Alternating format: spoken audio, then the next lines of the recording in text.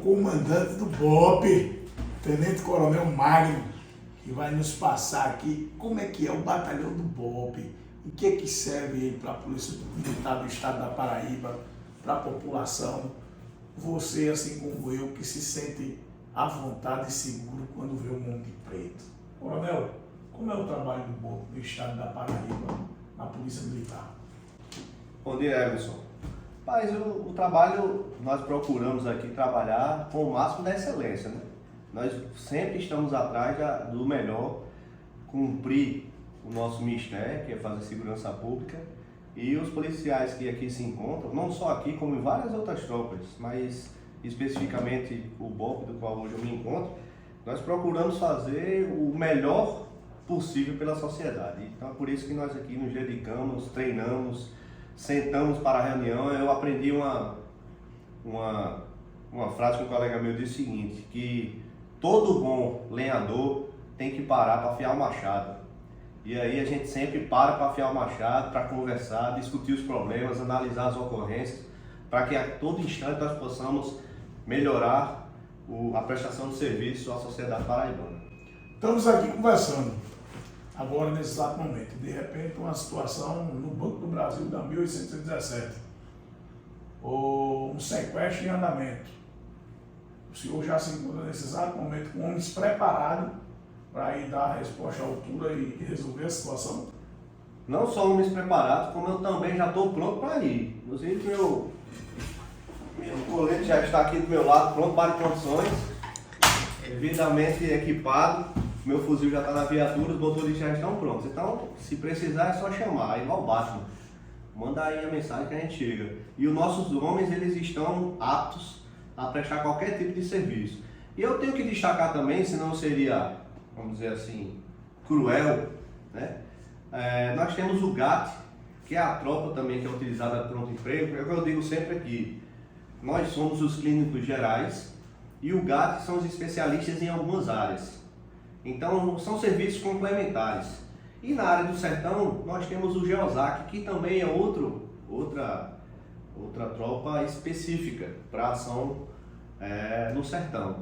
Então, o BOPE, apesar de o GAT não se encontrar mais no BOPE e o GEOSAC não ser do BOPE, mas são tropas que se complementam na prestação de serviço de forma especializada nesse mistério que é o combate e enfrentamento aí ao crime organizado. Eu fiz uma pergunta há poucos dias a seu irmão, que é o nosso comandante-geral, que eu mando um abraço, Coronel Sérgio Fonseca, que vou fazer ao senhor, que também fiz ao governador e alguns deputados nesses dias, a 2 deputados federais. Essa lei que nós temos hoje, o senhor que é um polícia, que entende de direito, que entende de legislação, que estudou isso, ela já atrapalha muito o trabalho da polícia, Coronel Magno. Veja só. Eu não estou falando do legislativo, eu estou falando das leis. Não, exato. Veja só, eu sou da filosofia do seguinte, eu não posso falar das coisas das quais eu não participo, porque eu não sei as dificuldades que lá existem. Só posso falar das dificuldades que eu presencio e que eu faço parte constantemente. Com certeza, as leis atuais no Brasil, ela é muito desfavorável aos órgãos de segurança. E eu ainda digo mais, a todo cidadão, porque isso vai desembocar na vida do cidadão, propriamente daquele que paga os impostos, que acorda cedo para trabalhar, que chega durante a noite, aí às vezes não vê o filho nem quando sai e nem quando retorna, porque tem que ter uma jornada de trabalho estressante para poder manter o padrão de vida mínimo que a família precisa. Então, se as leis, se nós formos prestar atenção, a sociedade brasileira de 1970, vamos botar de 70, eu sou de 75, mas vamos botar de 70 para cá, o quão evoluída ela já se tornou. Né? Quantas mil pessoas nasceram na sociedade paraibana, na sociedade brasileira? Sim. O crime, qual o desenvolvimento do crime de 70 para 2023? Se houve desenvolvimento ou não, mas as leis continuam a mesma. Nós apenas fazemos pequenos reparos, que não é o necessário. Vou dar um exemplo. Se não me falha a memória, os Estados Unidos ele é constituído por poucas leis, mas que abrange tudo. Mas ela é feita pelo pé. Então, vamos lá. Há alguns anos atrás, nós tivemos uma lei que veio para beneficiar o brasileiro, que no meu entendimento, se nós queremos corrigir os erros, que foi: porte ilegal de arma era crime incondicionado. Foi pego com arma ilegal, você vai preso, meu amigo. E ponto. O que foi que aconteceu?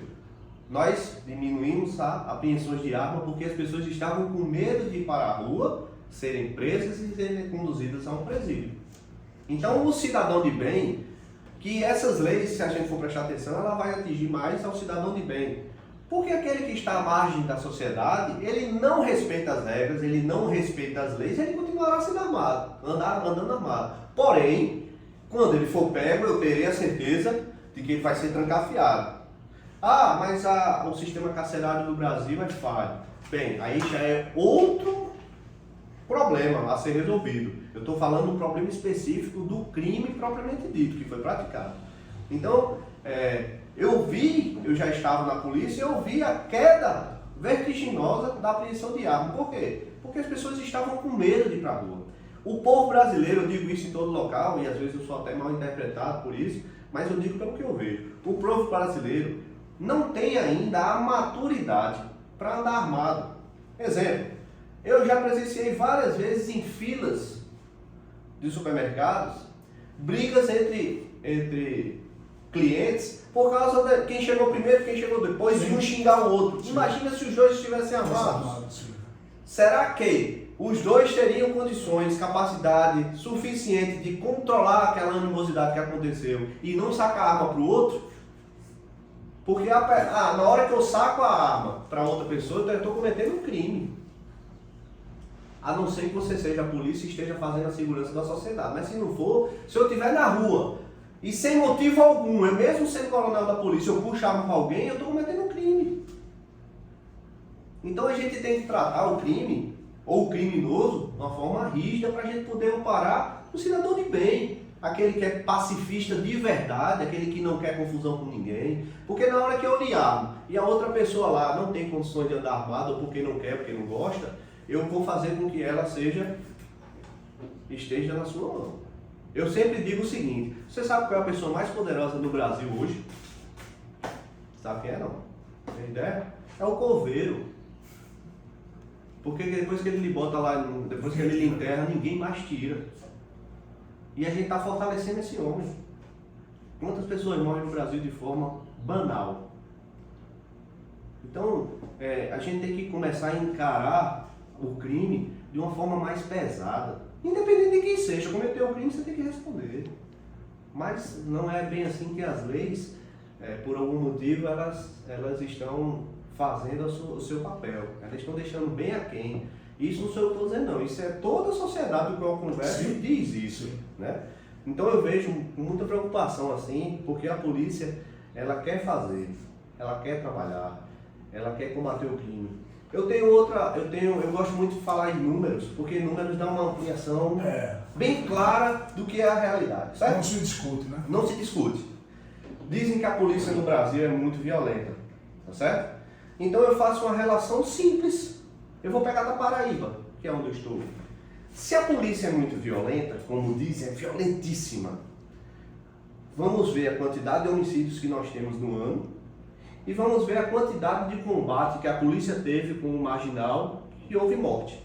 Porque todo dia a gente prende, mas nem todo dia a gente tem morte, muito pelo contrário. Vamos supor que num ano a polícia em combate efetivo com o marginal armado que estava afrontando a sociedade venha morrer 50, num total de 1.100. Polícia violenta ou a sociedade que está violenta? Então são números que a gente tem que botar no papel frio. Por quê? Todo cidadão, ele está afadado a errar. O nosso problema é o seguinte, é que você, ou qualquer pessoa, pode errar, mas vai errar na sua casa, na frente de um computador, uma vírgula, um parágrafo, um ponto, uma frase. O policial, ele tem milésimos de segundo entre o acerto e o erro. E se ele errar, ele acabou com a vida profissional dele. E com a vida de alguém, que a gente não pode deixar que isso aconteça. Se acertar, ninguém percebe, ninguém fala, e foi como um dia normal e comum. Então é muito fácil. As pessoas, por exemplo, Se você tiver um vestido dentro de uma loja e você tiver um vestido na vidraça da loja, você vai encontrar todos os defeitos do que estão na vidraça, mas você não vai encontrar os defeitos do que estão dentro da loja. Então o policial, ele está sempre sendo vidraça. Todo mundo sabe o que fazer, todo mundo é polícia, todo mundo sabe como agir, mas ninguém nunca ouviu um disparo de arma de fogo próximo, ninguém nunca foi prender um camarada totalmente drogado e revoltado, ninguém nunca foi prender um camarada com um facão ameaçando todo mundo, mas depois que acontece o fato, eu faria assim ou eu faria assado.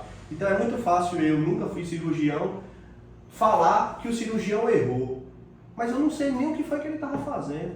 Então eu estou sendo, no mínimo ali, um camarada perigoso, porque eu estou prejudicando a vida de um profissional que ele errou, talvez nem por ele, mas porque a condição do cidadão fazia com que ele viesse a errar, porque tinha alguma situação ali que era uma anomalia que ele não sabia.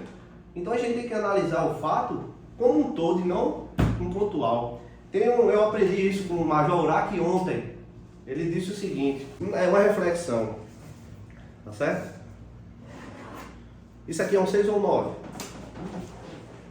Para o senhor é um 6 e para mim é um 9. Então vai depender de quê? Ponto de vista. E o que é ponto de vista? Bem, a posição que eu estou, que o senhor está, não é? Ponto de vista é a vista de um ponto do seu. Do meu. E o do seu, né? contrário. Só que aqui vão ter, ó, vários pontos de vista. Vai depender de onde você se encontra. Sim. Então, a gente tem que começar a entender polícia vendo de todos os pontos de vista, todos os ângulos. Vou lhe dar outros exemplos fictícios para que a gente não prejudique ninguém, nem venha, não é a intenção. Mas vamos supor que você esteja do trajeto para casa, do seu trabalho para casa, às 18 horas, certo? E aí, durante o trajeto, você passa um determinado local e vê um policial, 2, 3 policiais tentando segurar um criminoso. E naquela ato de segurar, o cara quer se desvencilhar, e nós vimos em São Paulo que o cara conseguiu se desvencilhar e atirou nos 2 policiais. Aquilo não é... Aquilo foi bom que seja filmado, que é para as pessoas verem a realidade, que é diferente demais do cinema. E aí você passou e viu aquele fato. Passou no carro e foi embora. Muitas vezes as pessoas param para filmar, para depois denunciar, dizendo que o policial foi agressivo. Não é isso? Só que você foi para casa, condena essa ação, filma, posta, fala mal, bota nas redes sociais e tal. E quando você chega em casa, esse cidadão aqui tinha estuprado a sua mulher. Só quem tinha conhecimento foi quem recebeu via rádio, que foram os 3 policiais que estavam lá. E o cara estava armado e o cara já tinha cometido um crime grave, porque isso para a mulher é um dos maiores crimes, só perde para o homicídio. Fora isso, meu irmão, é um crime danoso para o resto da vida. E aí, quando ele chega aqui em casa, que ele vê o fato, o que é que ele faz? O que é que ele quer fazer? Ele quer retornar, mas ele não quer bater mais não. Ele quer matar o cara.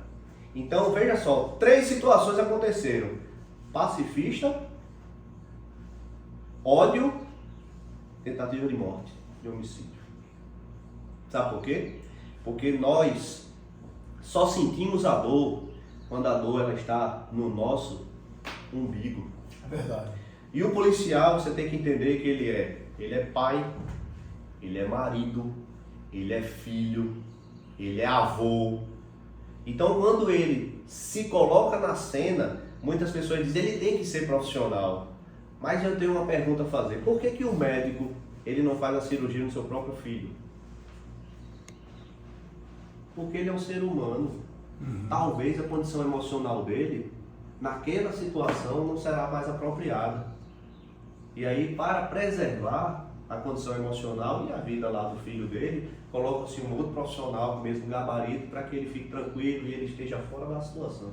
Então, muitas das vezes, o policial aqui que tem problema financeiro, problema familiar, doença na família, ele também é um cidadão que está cheio de problema ali e ele vai resolver problema dos outros. E muitas das vezes ele perde a razão, ou ele já veio de uma situação também muito estressante. Então, é um ser humano, não é uma máquina que você programa e ele vai fazer ipsilito que tem que ser feito. Tem várias outras anuências aí que a gente tem que levar em consideração. Então, o que eu sempre digo é, o que eu sempre falo com meus policiais, tentem ser o mais razoável possível, tentem não se colocar na cena do crime como partícipe, e sim como um jogador de xadrez que não está jogando, é o melhor jogador, preste atenção. Tem duas pessoas jogando xadrez e você chega para assistir. Você sabe todas as jogadas para dar o checkmate do outro, mas se você tivesse sentado ali você não faria. Porque você não está na responsabilidade de ganhar ou de perder. Você é um pitaqueiro. Então seja sempre um pitaqueiro. Mesmo que você fique triste, magoado, eu poderia, eu deveria, mas não faça, seja profissional. Mas nem toda hora a gente consegue fazer com que o pai de família, o profissional, o policial consiga segurar, reter todas essas emoções.